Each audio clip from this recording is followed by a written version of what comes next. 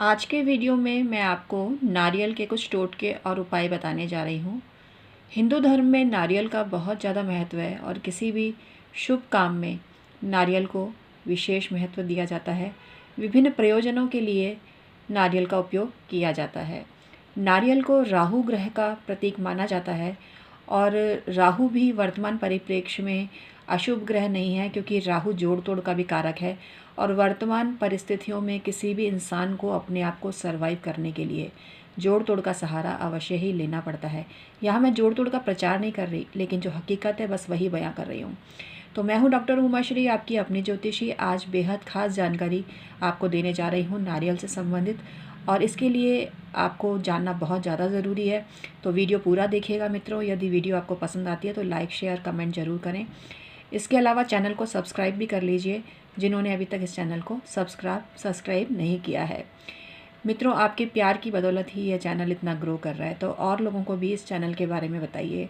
Doctor Umashri channel आपका प्रिय channel है, ये आपके कमेंट्स के द्वारा मुझे ज्ञात होता रहता है और इसके लिए मैं आप सभी को धन्यवाद ज्ञापित करती हूँ और तहे दिल से आपको शुक्रिया देती हूँ।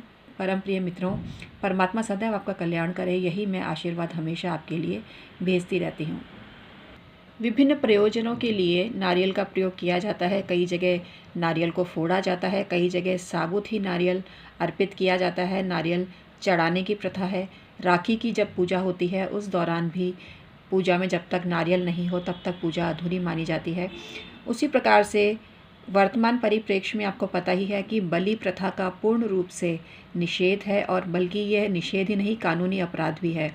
तो इसलिए इससे बचते हुए नारियल को चढ़ाकर लोग बलि वाली जो परंपरा है उसको निभाते हैं, क्योंकि जो नारियल है उसकी जब बलि के रूप में उसको चढ़ाया जाता है तो हर पूजा में वो प्रयोजन पूरा हो जाता है जो पूर्व काल में बलि के द्वारा पूरा होता था।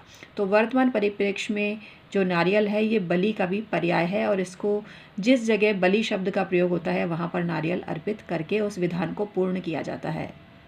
नारियल को अत्यंत पवित्र माना जाता है।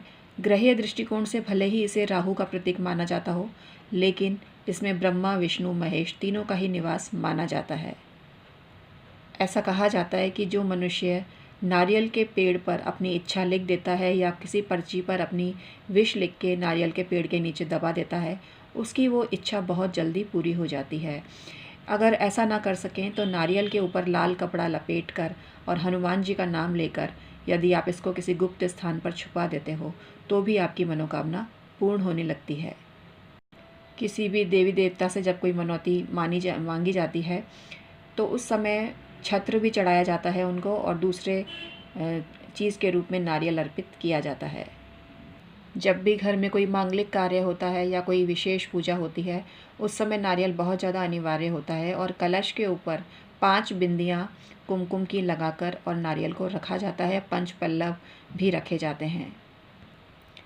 कच्चे नारियल का पानी यदि अपने स्नान के जल में मिलाकर स्नान किया जाए तो राहु ग्रह की शांति होती है। पितरों के निमित्त भी घर में नारियल रखा जाता है और नारियल पर श्वेत वस्त्र लपेटकर पितरों के प्रतीक के रूप में इसको पूजा स्थान के समकक्ष रखा जाता है। नारियल के जो ये जटाएं होती हैं ये बहुत ही शुभ होती हैं, और यदि इनको बर्न करके और इसका जो भस्म होता है उसको यदि तिलक के रूप में लगाया जाए तो प्रबल वशीकरण होता है। नारियल की जटा को यदि लाल कपड़े में बांधकर तिजोरी में रखा जाए तो अथाह धन के भंडार घर में भरने लगते हैं।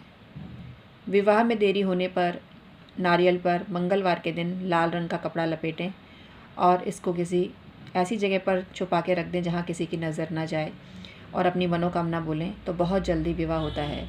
विवाह होने के पश्चात नारियल को भगवान के मंदिर में अवश्य ही चढ़ा देना चाहिए। माँ लक्ष्मी को नारियल विशेष प्रिय है। विशेष रूप से जो एकाक्षी नारियल होता है या लघु नारियल होता है वह तो अवश्य ही पूजा में रखना चाहिए। ऐसा कहा जाता है कि यदि नारियल को अपनी इच्छा बोलकर और कुछ सिक्के इसके साथ में अपने पूजा स्थान में रख दिए जाएं तो बहुत ही जल्दी इच्छा पूरी होती है, और उसके बाद फिर नारियल को उस मंदिर में ज़रूर चढ़ा देना चाहिए जिनको आपने अपनी इच्छा बोली थी। जिन इष्ट देवता को आपने अपनी इच्छा बोली थी उन्हीं के मंदिर में ये नारियल अवश्य ही चढ़ा देना चाहिए। यदि अचानक से ज़िंदगी में कोई बाधा आ गई है तो अपने सिर पर से 7 बार नारियल घुमाकर हनुमान जी के मंदिर में चढ़ा देना चाहिए। यदि ऐसी परेशानी आ रही है कि आपको आर्थिक दिक्कत आ गई है तो नारियल अपने ऊपर से 7 बार घुमाकर बहते हुए पानी में बहा देना चाहिए।